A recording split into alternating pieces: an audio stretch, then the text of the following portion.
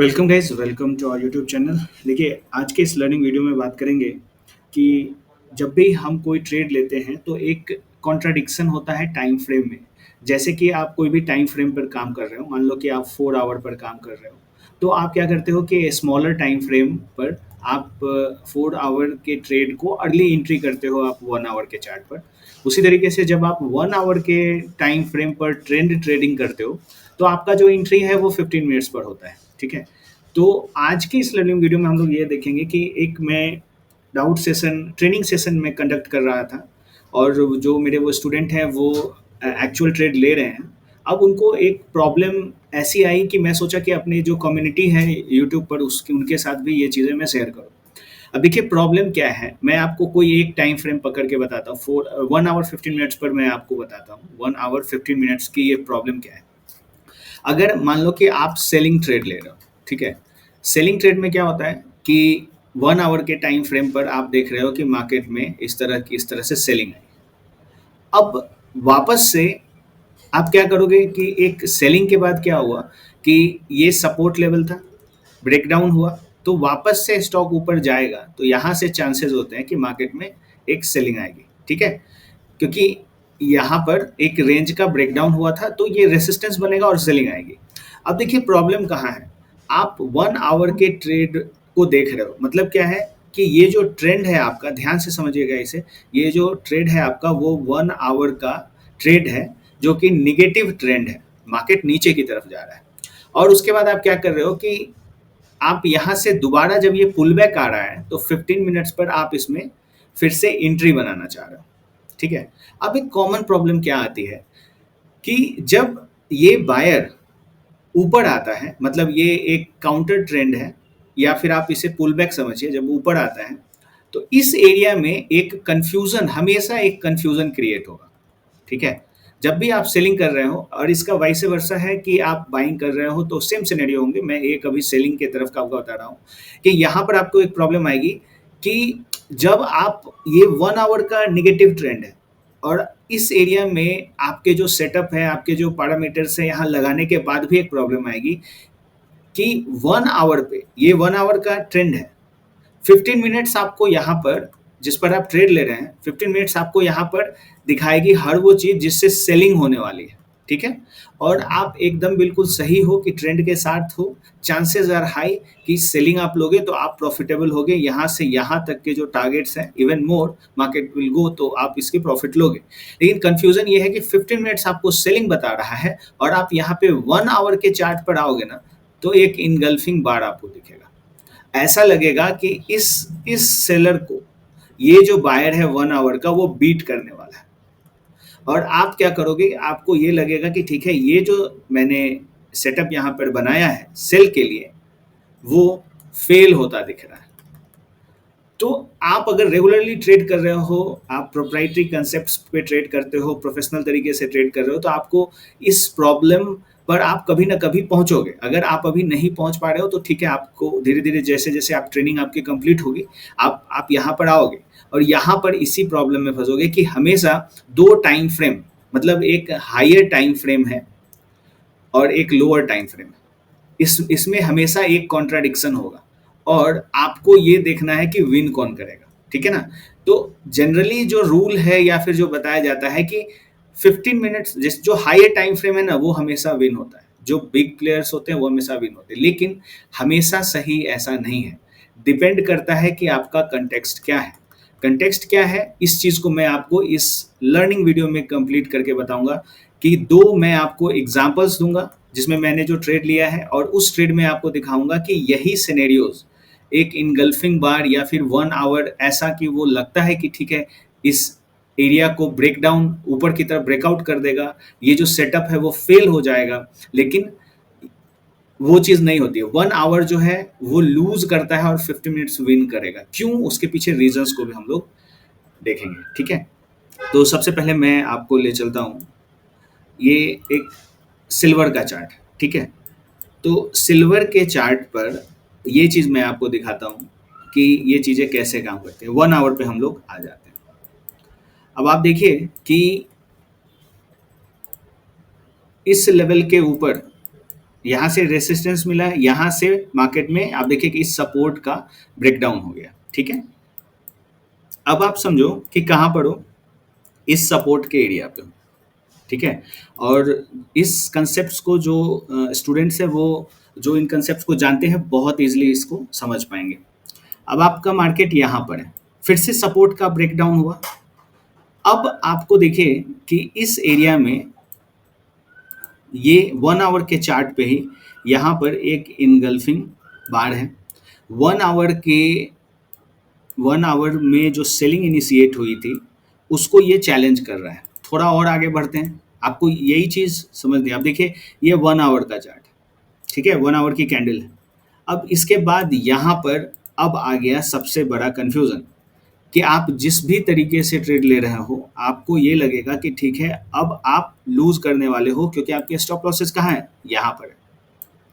लेकिन देखिए उसके बाद होता क्या है, इस स्टॉप लॉस को हिट करने के बाद मार्केट नीचे, और इसके बाद मार्केट में निगेटिव ट्रेंड आ जाता है। क्यों ऐसा हुआ? अब आपको देखिए कि 50 मिनट्स के चार्ट पर आप आइए, आपको कंफ्यूजन कहाँ थी, इस ग्रीन एरिया में कि ये ब्रेकआउट हो जाएगा। ठीक है, अगर आप 15 मिनट्स पे होंगे तो आप क्या कर रहे होंगे, आप सोच के देखिए। इस सेल ऑफ के बाद जैसा कि मैंने आपको यहाँ पर बताया कि इस सेलिंग के बाद देखिए ये चीज़,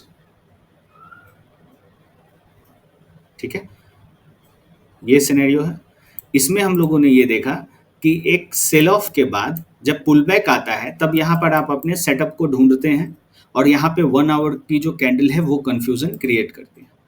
अब आप देखिए कि इस सेल ऑफ के बाद पुल बैक में आप अपने पैरामीटर्स ढूंढ रहे हैं कि इस यहाँ कैसे सेल किया जाए, और वो आपको यहाँ पर दिखता है कि ये जो पूरा एरिया है वो आपको समझ में आ रहा होगा कि यहाँ से कैसे सेलिंग इनिशिएट होगी। वो आपको दिखेगा कि यहाँ पर मोमेंटम बढ़ रहा है सेलर्स का, ठीक है, और इस एरिया के बाद सेलिंग आएगी। लेकिन यहीं पर क्या है कि कंफ्यूजन है, यहीं पर कंफ्यूजन है। आप देखिए कि बाकी लोग जो जो आपका ट्रेंड एक सेल ऑफ के बाद का जो ट्रेंड है वो आपको क्या दिखा रहा है, ऐसा कि ये चीज़ ब्रेक हो जाएगा। ठीक है, ब्रेकआउट हो जाएगा, आप रॉन्ग होने वाले हो। और आपको जहाँ पर ये क्लैरिटी है कि आपके सेटअप है सो सेल दे रहा है, आप इससे कंफ्यूज होते हो। तो देखिए जब भी आपका एरिया सही है ना, आपका अगर ट्रेंड सही है, आपने ट्रेंड आइडेंटिफिकेशन सही किया है, तो ये चीज़ें फेल होंगी। क्या फेल होंगी? एक जो काउंटर जो आपका अपोनेंट है वो फेल होगा, क्योंकि एरिया पहले से डिफाइंड है। आप सोच के देखो, किसी एक एरिया में जो एक डोमिनेंट प्लेयर को जब आप आइडेंटिफाई कर लेते हो, वो कोई भी हो, एक एक मंडी हो बड़ी सी जिसमें एक बड़ा सा शॉप ऑनर हो, आपको पता है कि कौन डोमिनेट कर रहा है, तो हायर चांसेस जीतने के उसके ही होते हैं। तो वही चीज यहाँ पर है। इसके आगे और देखिए, एक और मैं कल का ट्रेड में आपको दिखाता हूँ जहां पर सबसे ज्यादा कंफ्यूजन है। अब आप देखिए सपोर्ट ब्रेकडाउन कहाँ हुआ, इस लेवल पर हुआ, फिर आप देखिए कि इस एरिया से सपोर्ट ब्रेकडाउन हुआ। अब यहाँ पर हमें फिर से पुल बैक के बाद क्या लॉजिक चाहिए, हमें वो सेटअप चाहिए जहां पर हमें एंट्री मिल सके। किस चीज के लिए? सेल साइड के लिए। अब आप देखिए कि एंट्री कहाँ मिल रही है, आपको ऐसे देखना है एंट्री कहाँ मिल रही है। तो आप देखिए कि एंट्री आपको यहाँ पर मिल रही है, इस एरिया को आप ऑब्जर्व करें तो यहाँ पर आपको एंट्री दिख रही है। ठीक है, स्टॉप लॉस कहाँ होंगे? यहाँ। अब यहाँ से सेलिंग होने के बाद भी कंफ्यूजन कहाँ पर आता है पता है? अब इस लाइन पर मैं आपको 1 आवर के टाइम फ्रेम पर ले चलता हूँ। आप देखिए कि आपने सही चीज ली है, आपने एक सही ट्रेड लिया है, उसके बाद भी आपका कंफ्यूजन यहाँ पर है, और आपको ऐसा लगता है कि ये जो मूव है वो इसे ब्रेकआउट करके मार्केट ऊपर चला जाएगा। लेकिन आप देखिए कि क्या होता है इस ब्रेकआउट के बाद, क्योंकि यहाँ से अगर आप देखोगे तो यहाँ से भी एक अच्छी मूवमेंट है, यहाँ पर फिर से बिल्डअप है और ये एक अपवर्ड मोमेंटम दिखाने की कोशिश कर रहा है। लेकिन प्लेयर विन कौन हो रहा है? आप देखिए उसके बाद फिर भी सेलिंग आई। उसके बाद आप देखिए इस 1 आवर को मार्क करिए यहाँ पर, जब ये रेडी हो गया परफॉर्म करने के लिए, उसके बाद से देखिए हुआ क्या, ये 1 आवर रेडी हुआ, उसके बाद भी सेलिंग आई। तो आपको ये कंफ्यूजन हमेशा रहेगा कि आप जब भी सही डायरेक्शन में ट्रेड कर रहे हो, अपोनेंट का एग्रेसिव होने का मतलब ये नहीं है कि आप फेल हो रहे हो। आपको उस कंटेक्स्ट में उन चीज़ों को देखना हो। अगर आप स्टॉक में कर रहे हो तो आपको कोरिलेशंस के थ्रू वो चीज़ें देखनी है। आपको एक स्टॉक भी मैं बताता हूँ, इन्फोसिस के चार्ट पर आते हैं। इसमें भी वही चीज़ मैं आपको बताने की कोशिश करता हूँ।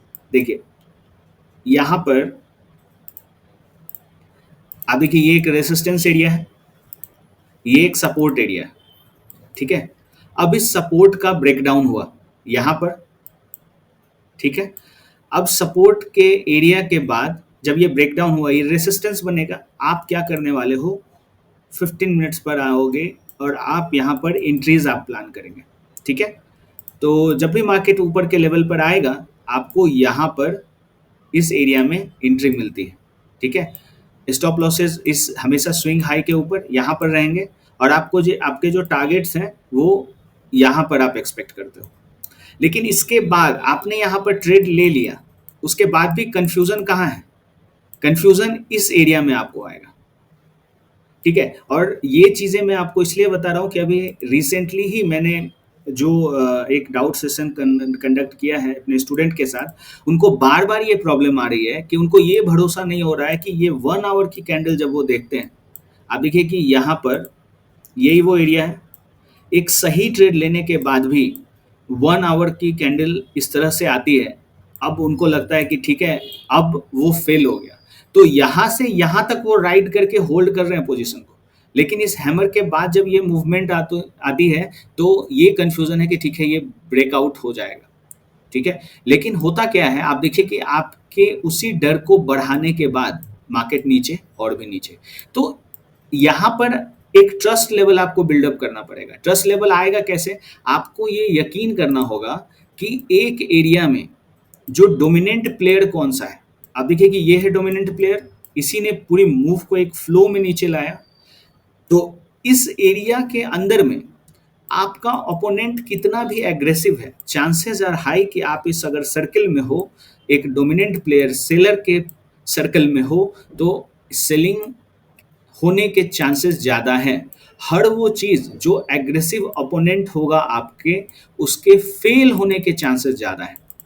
लॉजिक यही है कि आपके जो पैरामीटर्स हैं वो कंप्लीट होने चाहिए, कोरिलेशंस के थ्रू आपका सेटअप, आपका मोमेंटम, आपकी हेल्थ, ये सारी चीज़ें एग्जिस्ट एक जगह करनी चाहिए, तो वो ट्रेड आपकी काम करेंगे। तो आई होप कि आप लोगों को भी, जिन लोगों ने ट्रेनिंग नहीं भी ली है, उनके लिए भी ये चीज़ें काफ़ी हेल्पफुल होंगी कि अगर आप ट्रेंड में, आप एक मेजर ट्रेंड को देख रहे हो, आइडेंटिफाई कर रहे हो, सपोर्ट के ब्रेकडाउन के बाद पुलबैक को आप ट्रेड कर रहे हो, तो ये सिनेरियोज आपको ध्यान में रखना है, ठीक है।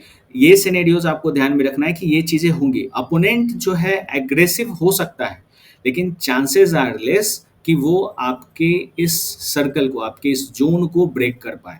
इस चीज़ पे आपको भरोसा करना होगा। जिस दिन आपका भरोसा ये हो गया, उस दिन आप इस पूरे हायर रिस्क रिवॉर्ड, मतलब आप देखिए, हायर रिवॉर्ड लोअर रिस्क, ये ट्रेड्स आप ले सकते हो। आप सोचिए कि आपकी एंट्री अगर यहाँ पर होती है, इस लेवल पर, आपके स्टॉप लॉसेस यहाँ होते हैं इस लेवल के ऊपर, तो आपको जो ये जो ट्रेड मिलेगा ना, ये जो ट्रेड 1:2 का ट्रेड है, ऑलमोस्ट वन वन, तो 1.5 1.6 का ट्रेड है ये। तो ये जो ट्रेड है, आप इस तरह के स्विंग्स को तभी कैप्चर कर सकते हो जब आप इस चीज़ को मास्टर करोगे। और ये मास्टर करने के लिए आपको प्रोप्राइटरी ट्रेडिंग की टेक्निक्स आनी चाहिए, आपको एरिया डिफाइन करना आना चाहिए, आपके जो मेजर ट्रेंड को पकड़ना आना चाहिए, आपके जो ये जो कैंडल्स हैं उनकी हेल्थ कैसी है उसको समझ में आना चाहिए, आप जो रीसेंट फ्लो है उसको समझ में आना चाहिए, आपको कोरिलेशन समझ में आना चाहिए, प्रॉपर स्टॉक सिलेक्शन होना चाहिए, उसके बाद प्रॉपर सेटअप होना चाहिए। ये सारी चीज़ें आप एनालाइज करते हो तो आप इस मेजर ट्रेंड को राइट फ्रॉम द बिगनिंग आप इसे कर सकते हो। और ये जो सारे जो एरियाज़ हैं, ये वही एरियाज़ हैं जो हमेशा कन्फ्यूज़न क्रिएट करते हैं, और इसी एरिया को आप जोन कह सकते हो, एक प्रोप्राइटरी वर्ड है ये। तो इसमें और भी ये सिर्फ पोजीशन एडिंग, जहाँ पर लोग ज़्यादा से ज़्यादा ये सोच रहे हैं कि यहाँ पर एक सेलिंग होने वाली है, सॉरी बाइंग होने वाली है, और रिटेलर्स इस हायर हाई को देख के जहाँ पोजीशंस ऐड कर रहे हैं, वहीं पर आप एक बड़ी पोजीशन के साथ मैसिव एंट्री सेल साइड के लिए करते हो। तो इस तरह से ये टेक्निक्स डिफाइन होते हैं। ठीक है, आई होप अगर आपको ये वीडियो हेल्पफुल लगा होगा, आपके ये डाउट्स अगर अभी हैं तो आपके ये सॉल्व होंगे। आपके और भी कोई डाउट्स हैं आप मुझे ईमेल कर सकते हैं।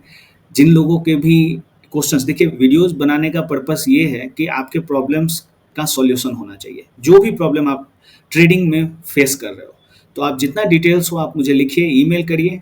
मैं कोशिश करूंगा उन चीज़ों की, क्योंकि देखिए हर एक आपका माइंड, हर लोगों का माइंड डिफरेंट है। आपके जो थॉट्स हैं वो डिफरेंट होंगे, आपके प्रॉब्लम्स भी डिफरेंट होंगे, तो ये मैं समझता हूँ।